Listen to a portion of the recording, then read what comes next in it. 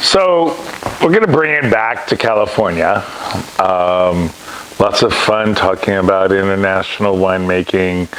I have so many great stories. I wish I could expand. But here in California, which is where I started, we have a family brand called Palmeri. And Palmeri is a name that's the name of our brand, and it's not named after Daisy or me. I'm Polish, and that's Damskey. Rather strong name, but not what we wanted to name a brand. We decided to name a brand after what we do, and we do mountain wine growing.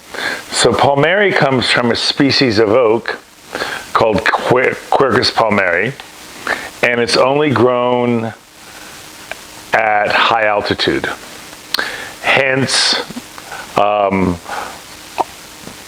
Palmeri, and we make not very much wine, 600, 800 cases, and these vineyards are vineyards that I have either worked with or discovered and define the meaning and providence of mountain wine growing, which gives you smaller berries, more intense flavor, black intensity, and wonderful integrity for age-worthiness.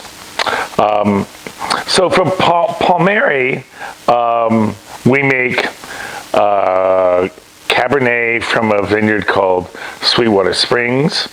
We actually named it after a lovely road that goes from Rocchioli Winery over to Armstrong Woods. It's up at 1,800 feet. It's from soils that were born in Franciscan soils, born before the San Andreas Fault, that were uplifted and quite low yields, not ridiculously low, but yields 2.5 tons, maybe 3 tons per acre. Lovely, iconic characteristic that taste sort of Napa-like, but they have their own characteristic. And then we make a Pinot Noir from a new appellation called Fountain Grove, another mountain, cool climate mountain appellation, and it's from a gentleman named Chuck McCoy, and I've been making wine for Chuck since 1991. Chuck's a wonderful man and grows this beautiful Pinot Noir at 1,500 feet. That's from quite cool climate, and it's all on chalk soils. We grow Zinfandel from Mendocino County, from the Mendocino Ridge appellation. We grow Syrah from Van Ness Vineyard, which is behind our house, just below Geyser Peak at about 1,000 feet. And we add 1 or 2 different vineyards every other year. So each one of these wines, we make not more than about 250 cases. We sell them all through our family. And I'm happy to say that, I've been the winemaker for almost 20 years, late teens. My lovely bride, Daisy, does a great job selling the wines.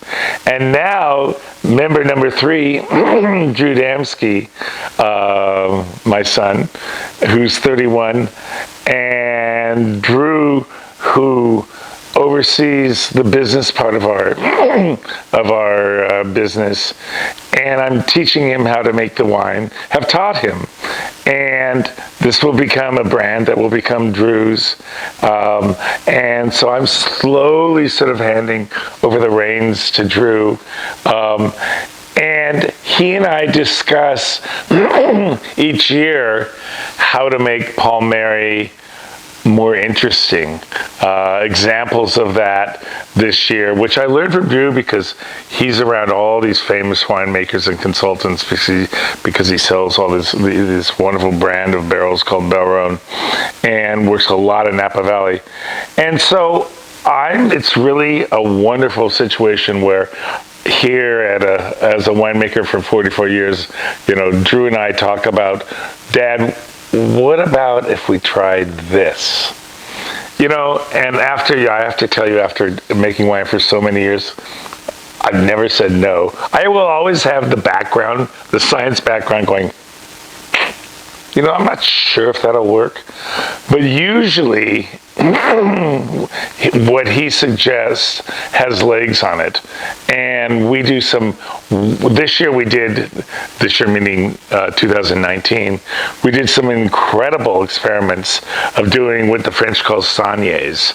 And we took Sweetwater Springs, an example, Cabernet, and we had one tank as control, which means we ferment it traditionally.